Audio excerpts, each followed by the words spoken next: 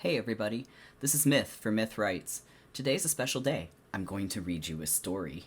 I'm not the best reader, but it should be bearable. If you enjoy this podcast, please consider buying my books or donating to the podcast, which is what keeps us going. Now, without further ado, Warmage.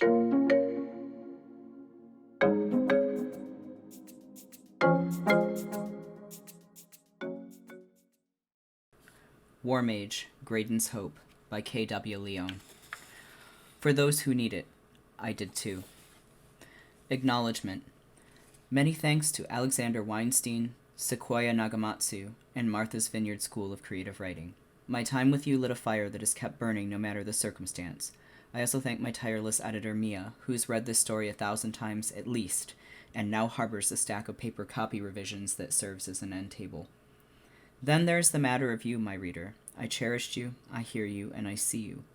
Every writer tells the story they needed to hear when they were young. But this tale is for you just as much as it is for me.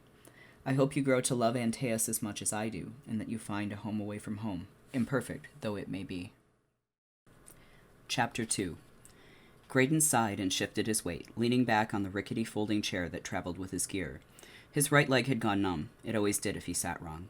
Adjusting his position, he took another drag off his clove cigarette, chapped lips turning down into a frown as his blue eyes traced the outline of the shape-shifted boy lying on his tent floor. Well, not a boy. Not really. Ty was a dragon pretending to be a human. Dragons could live for thousands of years, but this one was barely past the age of human majority, and here he lay, shivering in the command tent on the coldest night of the year. War was fucking inconvenient, but it paled in comparison to having a dragon napping off his first sortie in what was supposed to be your private quarters. Grayden still didn't know what he had been thinking. Ty, short for Tylan, was one of the newest recruits to the 5th Warmage Division, and he was undoubtedly a dragon. You wouldn't have known it just by glancing at him, at least not unless he was stressed or excited about something. His current form was a carefully crafted projection of what he wanted the world to see. Some dragons had borderline unusual hair color, but Ty didn't. He was blonde, and while his gold eyes were clearly not human if they glowed with emotion, when he was calm they might have passed for hazel. Tylan seemed to be another young soldier, nothing remarkable. That was, until his extraordinary abilities were called into question. Ty wasn't only a dragon pretending to be a human to survive, he was also a fledgling warmage, and he possessed a skill set that had been used impressively today. The 5th wouldn't have lived without Ty's quick thinking, which might have been the unofficial reason Grayden was letting the kids stay with him. Still, no good deed went unpunished, and the smell of ozone and hot metal that surrounded his charge had yet to leave the tent. The Archmage's frown deepened. He had regrets. His bedroll was going to reek of dragon. It would never come out of the fur lining. Dragons. Why did it always come back to dragons? He turned his head hesitantly, saw the stack of paperwork on his desk still awaiting him, and looked away resolutely. If he pretended he didn't notice, it didn't exist. A good chunk of his division hadn't survived today's assault, but the paperwork, that was assuredly still there. He had no sooner thought such a thing when a sharp gust of wind found its way through an arcane bullet hole in the side of the tent, and the Archmage raised a silvery brow as it lifted several papers from the top of the stack in question. The rogue parchment then sailed by him to skid into the opposite tent wall. No, he muttered. He knew without looking that it was Tylan's recruitment papers and a report regarding the boy's arcane skills. Lynn had sent the dragon to him, and far be it from Grayden to turn down a gift, but this one he would gladly exchange. He wasn't ready to retire, and he didn't need any help. Dragons weren't the answer, at least as far as Grayden was concerned. What the Siddashi-led parliament thought was another story. Suffice to say that the Draconic had been, and continued to be, aggressively recruited by the military at large. They were innately gifted with the use of defensive and offensive magic, which made them high demand in the war against the angelic. Regardless of race, if you were a natural-born mage, the Siddashi, or a guildmaster, would find you and convince you to join up. And if you were unlucky, they sent someone like Grayden to encourage you to accept their offer. Personally, Grayden would rather a dragon any day than one of the Siddashi. He had never trusted the bugs. It was something about their eye stalks that turned his stomach. But without their observations regarding magic and the angelic's weakness to it, no one would have been alive on Antaeus. Humankind was lucky that the Siddashi happened to be looking for a place to immigrate around the time the angelic had begun a full-scale assault. It took a space alien to fight another space alien, and while Grayden didn't like it, he had to give credit where it was due. It had been the Siddashi's idea to harness Antaeus' native dragon population to assist human mages. Before the angelic army had arrived in force, the humans of Antaeus had put dragons to death as well as any angelic scouts they hunted down.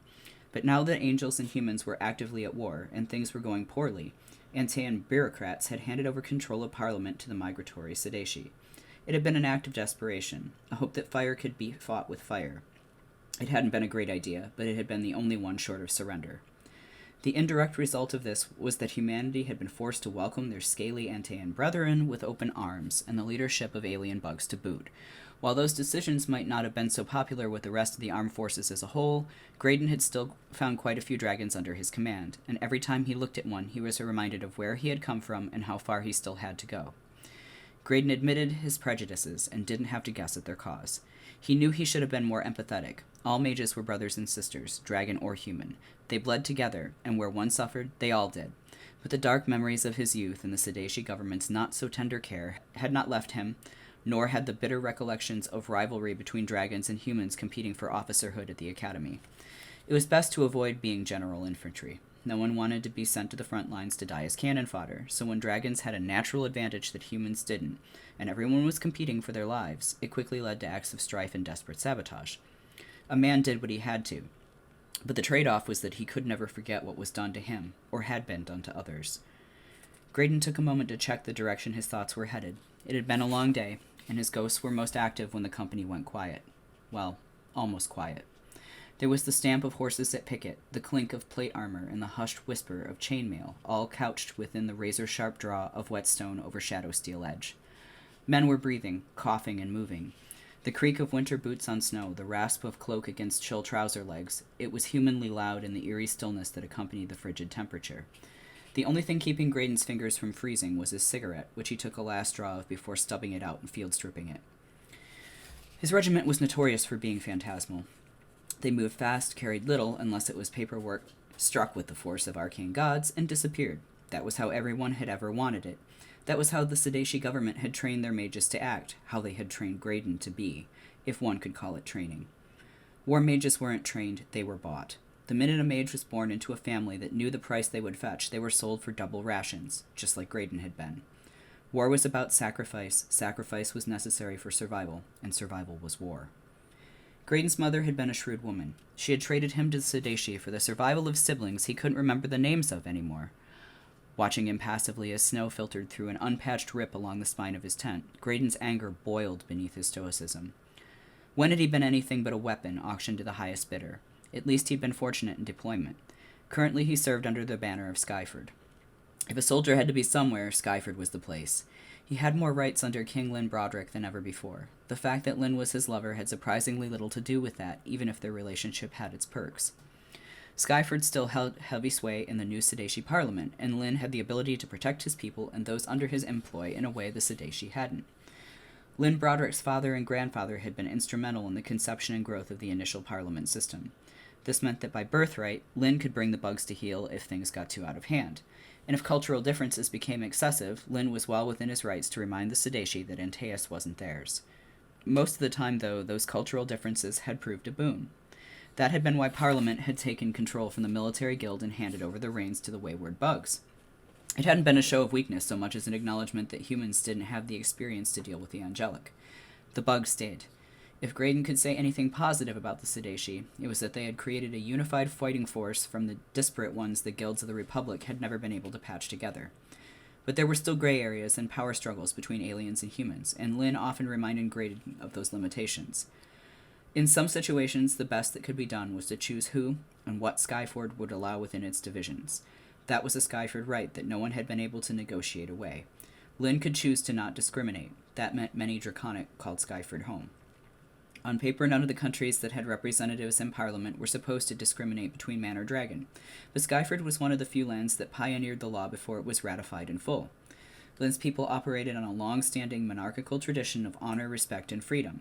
Thus, the dragon was safe in the 5th Division, safer than Grayden had been when he had been taken into the academy, a place he still loathed.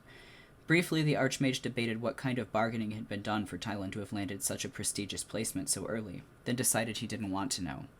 At least there were safe havens now for those who were different.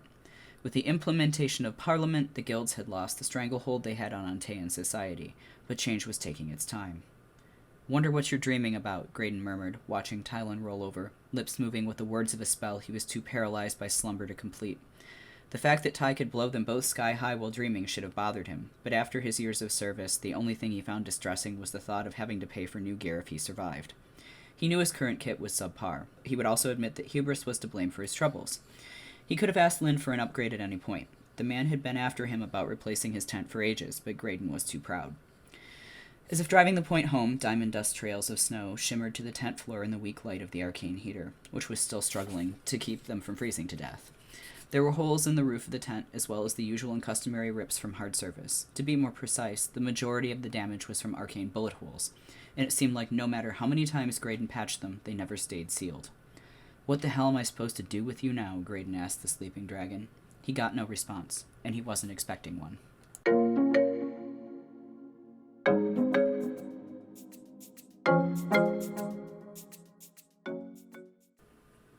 Thanks for the listen. I hope you enjoyed the chapter, my horrible reading aside, and that you stay tuned for more to come. If you check the info on this video, you can find a link where you can purchase my books and support this podcast. Once again, thanks everyone, and remember, creativity counts and representation matters. This is Myth, signing off.